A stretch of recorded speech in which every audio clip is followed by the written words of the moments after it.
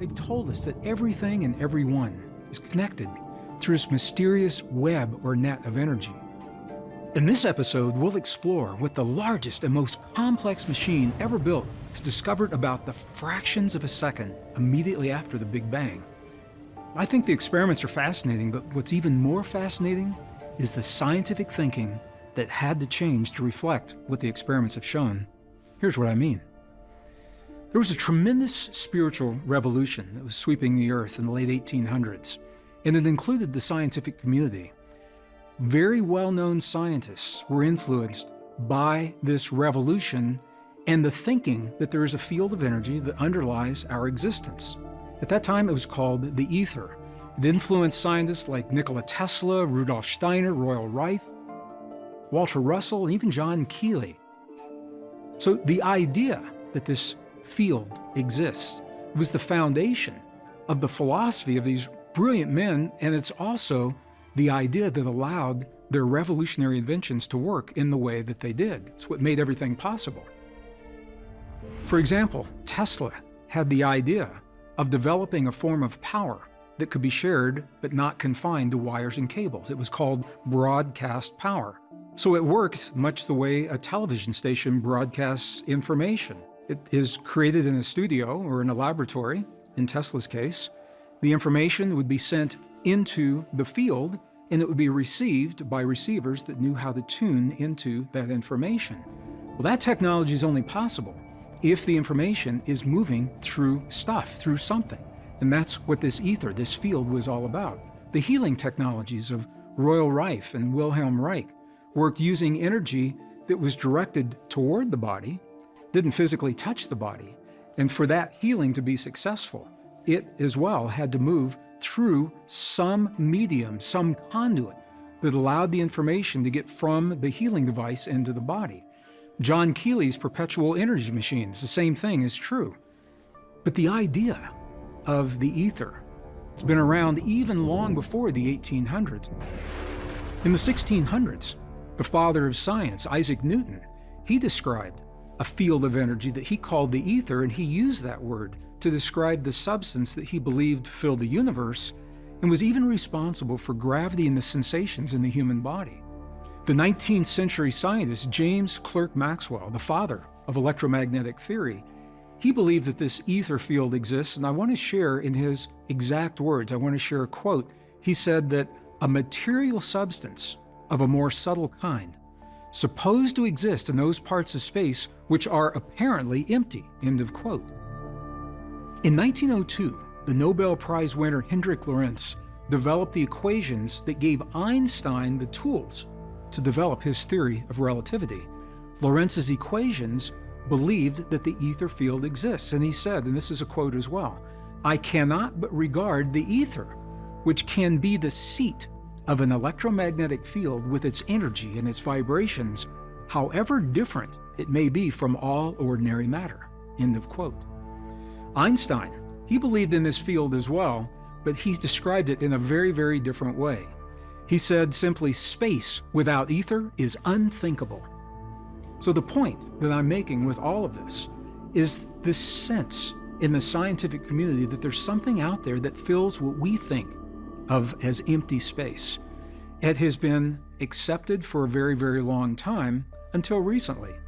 It's unacceptable today, and I'll tell you, if you want to clear a room full of scientists at a scientific conference, begin your presentation by saying, "Today I'm going to talk about the ether field," and you'll see them get up and leave the room.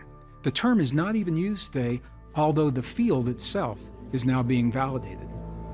Well, in 1887, physicist Albert Michelson and chemist Edward Morley, they attempted for the first time to describe once and for all if this mysterious field actually exists. This is the very famous Michelson-Morley experiment that I mentioned in the last episode. It was performed in the basement of Case Western Reserve University in Ohio, in the United States, in a very nondescript building, where they built a device that is called an interferometer. Now, the image that you're seeing on your screen is the interferometer, and I'd like to take just a few moments and explain to you what it is that they were doing and what it is that this experiment revealed. So on the left-hand side of the screen, you're seeing a source of light. The light is being emitted, it's moving to the right toward a mirror on the right-hand side of your screen. However, to go to that mirror, before it can get there, it must pass through another partial mirror. It is called a half-silvered mirror that allows some of the light to continue to the right and some of it to be reflected to another mirror at the top of the screen. So the one beam is being split into two. Now here's the thinking. Michelson and Morley proposed that there's a field of energy that surrounds us. It permeates the universe. It is everywhere all the time, and they believed that the field is in motion. They believed it's moving. And so their thinking was that when they shoot a beam of light through this field, if the beam parallels the movement of the field, it's going to move quicker and it will be unimpeded. If the beam is perpendicular and it has to move through this field, it's going to be slowed down just a little bit. And when that beam is reunited with the original beam, it will create an interference pattern. So let's go back to the image so I can share with you what I mean by this. So we're seeing the beam, it's coming from the left, going through the splitter. One of the beams is going straight, one of the beams is going to the top. Both are being reflected back to the center mirror, and that reunited beam is now going to a detector, okay? In the detector, the scientists are looking for signs of the interference pattern that I just mentioned. In the experiments, they found no interference pattern. Now, in a very, very simple way of thinking about this experiment, if you and I were to go outside from whatever building we're in right now, and we had a piece of tissue paper, and we held that tissue paper in our hand, and in the moment we held the tissue, there was no movement in the paper. And if we assume because the paper is not moving, that means there is no wind. And if we assume because there is no wind that no air exists, of course we know that that's not true. The air exists whether the wind is moving or not. But this is the equivalent of what Michelson and Morley, what they believed this experiment was showing them. Because they saw no interference pattern, they said, we detect no movement in the field, therefore the field must not exist. So in 1887, the scientific papers that were published in peer-reviewed journals and the information that was accepted by scientists from all over the world stated that there is no field that underlies our physical reality. The ether field does not exist. And from this time, in 1887, all of our science has been based upon the belief of separation, that everything is separate from everything else. What happens in point A has no influence on what's happening in point B. Now, our science has done okay without this deeper understanding of our connectivity. It's obviously allowed us to send space probes to other planets. It allowed us to send people to the moon. It's allowed us to take our science only to a certain place. But now, science has reached a plateau. And in order to move further, in order to unify the theories of quantum physics and classical physics, for example, in order to explain the phenomena that are being seen on the quantum level, in order to explain the phenomena that are being seen on the other side of the universe relative to where we are now, science must accept a deeper connection. And it's for that reason, 1986, the Michelson-Morley experiment was repeated. It was repeated under the auspices of the United States Air Force, same experiment, but they had much better equipment. And you'll never guess what they found. The field exists. The 1986 experiment demonstrated that the field that can no longer be called the ether, it exists, and it exists precisely within the parameters that Michelson and Morley had predicted 99 years earlier. But this experiment, in my opinion, should have made the headlines in major newspapers and scientific journals throughout the world. Instead, it was relegated to a relatively small article, again, in the very prestigious journal Nature. It was performed by a man named Silvertooth under a very, very benign title simply called Special Relativity. It was published in the journal Nature, volume 322, in August of 1986. So if you'd like to check this out for yourself, you can go and see what the article says. What happened was when Silvertooth replicated the Michelson and Morley experiment, he found that interference pattern. And what you're seeing on your screen right now is an image showing the light without the interference pattern on the left and with the interference pattern on the right. So you can actually see what this interference pattern is all about. So, version 2, Michelson and Morley, provided the first scientific evidence for this field. But it's also raised a lot of questions, new questions. Now that we know this field is out there, scientists can stop asking themselves, is it there? And begin answering the deeper questions, what is it made of? And how does it work? How do we relate to this field? What does it mean in our everyday lives? Well, the attempt to answer these questions has led to the largest research project ever conceived in 5,000 years of human history. It has led to the greatest level of scientific cooperation, global cooperation, using the largest and the single most complex and sophisticated device ever built by humankind. Of course, I'm talking about the CERN, Superconducting Supercollider.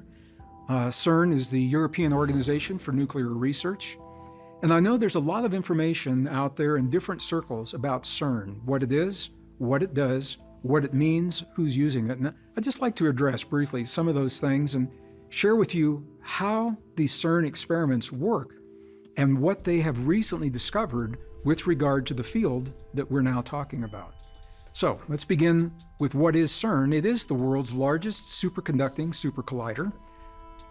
It is the largest cooperative science project the world has ever known.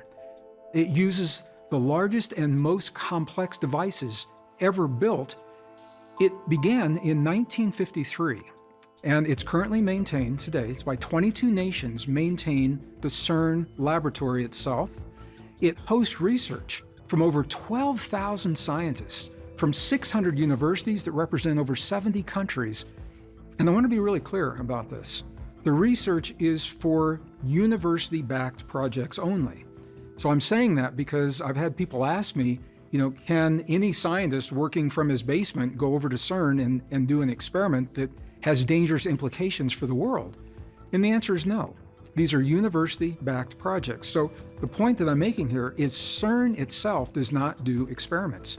CERN maintains the laboratories that are then made available to universities and research institutions under the auspices of the universities so that those experiments can be done. So what is the fundamental purpose of CERN? The purpose is to solve the fundamental mysteries of the universe, and in doing so, answer the deep questions such as, what is it that fills the empty space? CERN is trying to determine what happened in the first fractions of seconds right after the Big Bang, after the instant of creation, to determine what is matter actually made of? What is the field that we're talking about made of? I had the opportunity to visit CERN myself in 2017, and I want to share with you a little bit of my experience and what I discovered. It is an amazing place, and I think that we are not really hearing about some of the very, very powerful discoveries that are being made there and what they really mean to us. So let me just describe the laboratory itself. The laboratory is actually made of multiple laboratories. It is made of 6 particle accelerators, 1 particle decelerator, so 6 laboratories where they are accelerating quantum particles at very high rates of speed, and 1 where they slow it down. All right? It's actually so big, the laboratory is so big that it overlaps 2 different countries. It overlaps France and Switzerland. So when I was visiting, we actually had to cross an international border to get from a laboratory to the cafeteria, for example, or from the library to where some of the experiments are. The device itself, the devices, they are located about 150 meters under the surface of the Earth. And what you're seeing on your screen is a schematic diagram of how these laboratories work. What you're seeing are the circles. These are the accelerators, where particles are accelerated just under the speed of light and then allowed to collide in very specific locations so those collisions can be monitored. But before the particles can reach those speeds, they go through other particle accelerators. So you're seeing in the bottom of your screen, there's a red oval, and there's a smaller red oval. And there are blue lines then that represent where these particles are being directed from the smaller ovals, where the particles are being prepared for the experiment and accelerated to certain rates of speed, and they follow the blue lines up into the larger and the larger accelerators where you see those larger circles. So the bottom line of what's happening here is that inside of the particle accelerators, there are two tubes. And in one tube, quantum particles, generally protons, are accelerated in one direction until they reach just under the speed of light. And in the second tube, another set of particles are being accelerated in the opposite direction until they reach just under the speed of light. And there is a very specific point then where these particles are allowed, they're directed to come together and collide with one another. This is the particle collision that we're talking about. And when that happens, the quantum particles are destroyed in and of themselves and broken into fragments of their constituents. And these fragments, these smaller particles, create very specific traces, very specific patterns that can be mapped, and they have characteristic qualities that scientists know. So what you're seeing on the screen right now is a typical map from the resulting collision of quantum particles. And each of those paths that you see is tracing a path and a quality and a characteristic of an even smaller constituent of the particles. So in this way, the scientists are beginning to understand the elementary particles, the stuff that goes into making up the matter as we know it in the world today. I've spent a lot of my adult life studying ancient and indigenous traditions. And although, as I've said, they're not always science, a lot of those traditions give us tremendous insight into what science is revealing in our world today.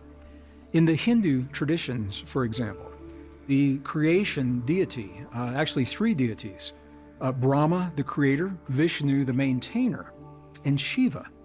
And Shiva is typically described as the destroyer, although if you go into the Hindu traditions themselves, Shiva is not so much about the destroyer. Shiva is the transformer or the regenerator. So the particle must be destroyed before it can be transformed or regenerated into something new. So it's not the destruction in the sense that everything is just gone. What was once present is destroyed to reveal something deeper. And I'm sharing this with you because at the CERN facility, the country of India donated the image you're seeing on your screen right now.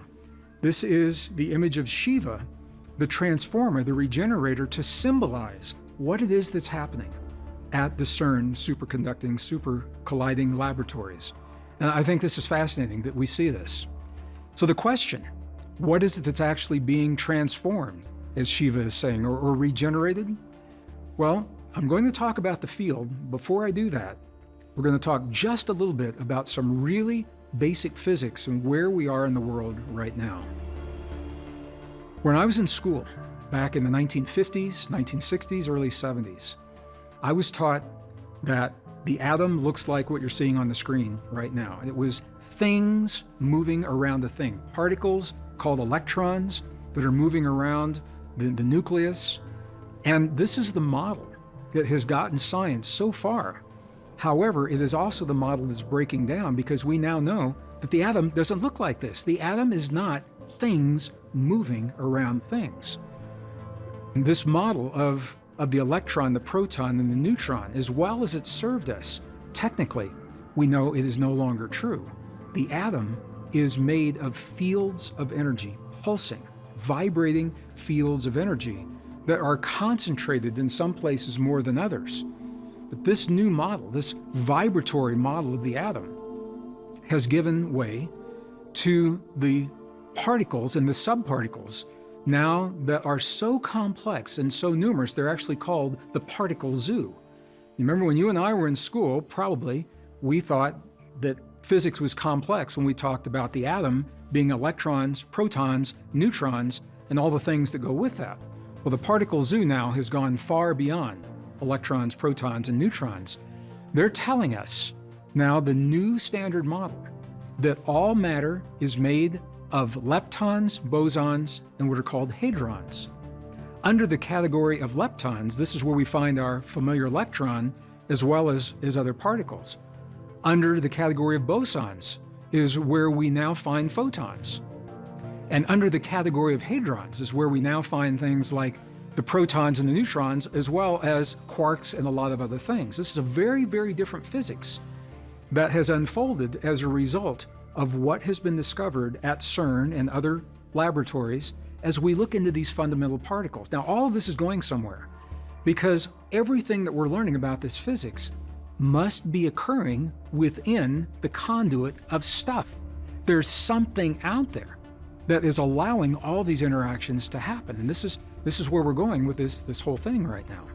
So when we look at what is now called the standard model of physics, you're seeing it on your screen, what you see is that there's some particles that are related to matter, some particles are related to force, and some are theoretical, such as the Higgs particle. And you're seeing it in a gray box. It's got a circle around it.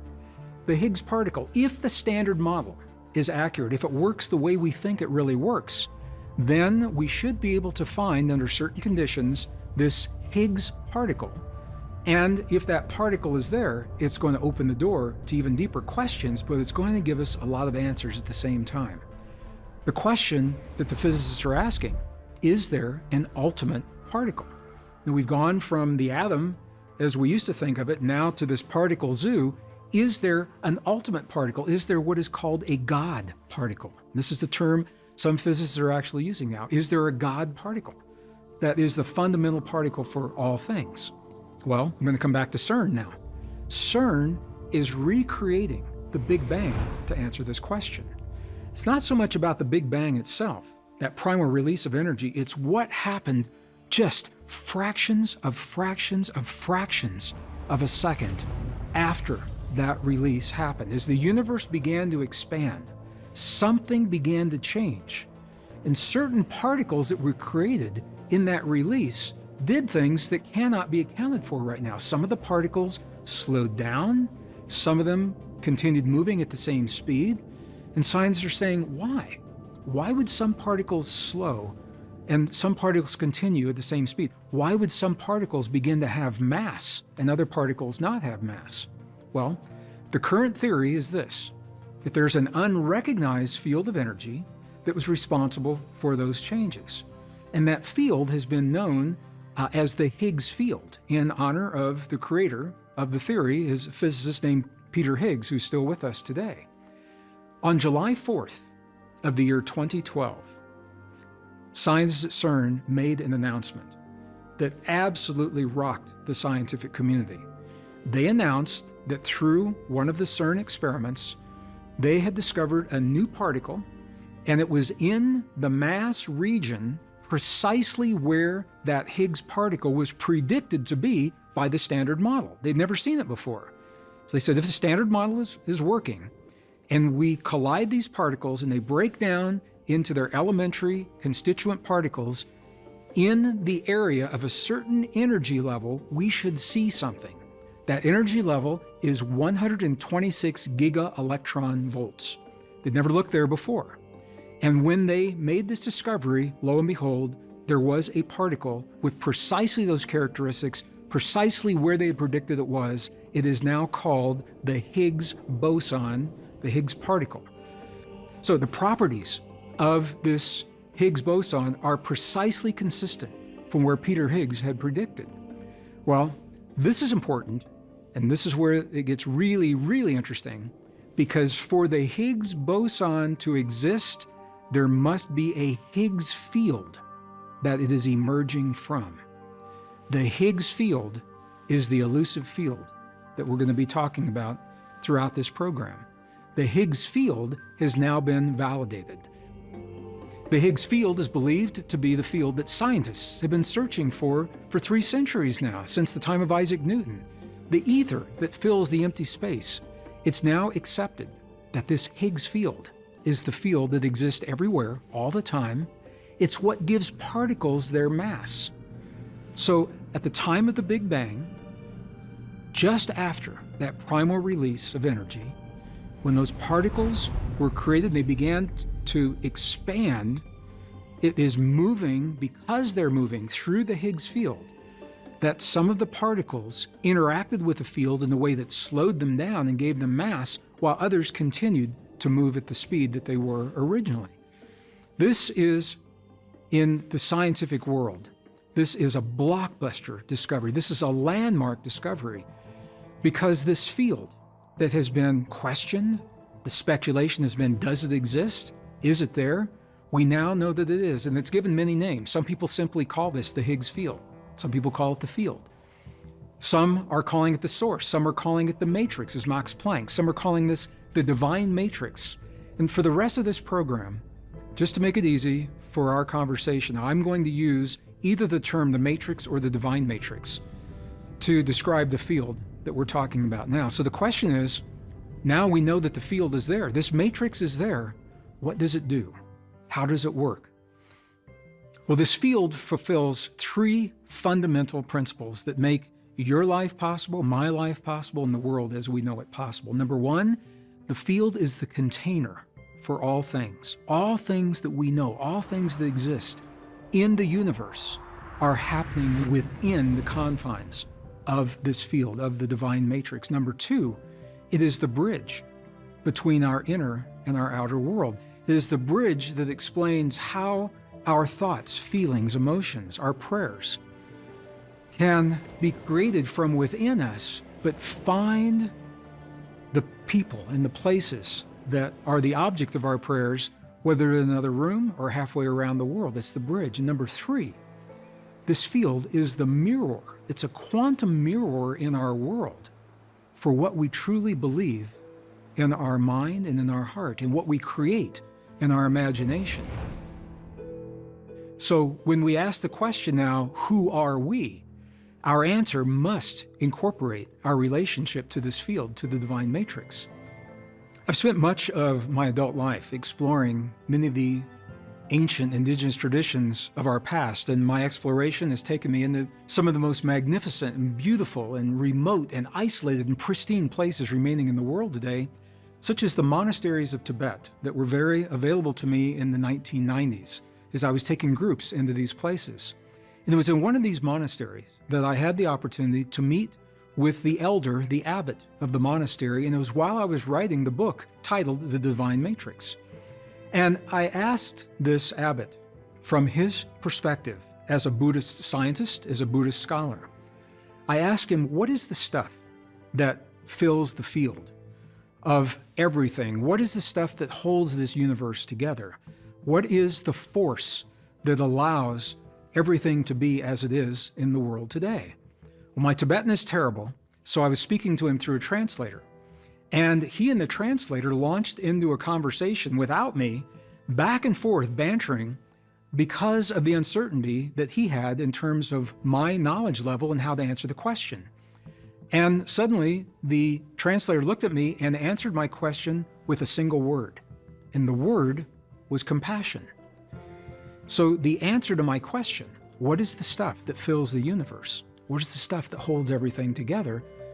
The abbot had just answered me with the word compassion. And I looked back at him and I said, is compassion a force that fills the universe? Is it the stuff that holds everything together, or is compassion an experience that we have within our bodies? And once again, the translator and the abbot had their conversation back and forth. And then they looked at me with a single word for the answer, and the answer was simply yes. That compassion is both a force that fills the universe and holds this world together, and it is an experience that we create within our bodies. Now, I'm sharing this with you because on the cold, damp floor of a monastery at almost 16,000 feet above sea level on the Tibetan plateau, this beautiful, powerful, brilliant Buddhist man had just shared with me one of the deepest secrets of the human experience, that we have within us the ability to interact with the force that fills the empty space of the universe. And that interaction and that force is the focus of their lifetime of study. So when I asked him about the role of compassion in our lives, what he was saying to me is that because this field is a mirror for everything that we create within us, we create compassion in the world by becoming compassion in our lives. The field is reflecting what it is that we become. In other words, we must become in our lives the things that we choose to experience in the world around us. So the rules that govern Planck's field, the rules that govern the Higgs field, the rules that govern this field that the abbot is describing for me, those rules tell us why the abbot was absolutely correct when he said to me that we must become in our lives the things that we choose to experience in the world.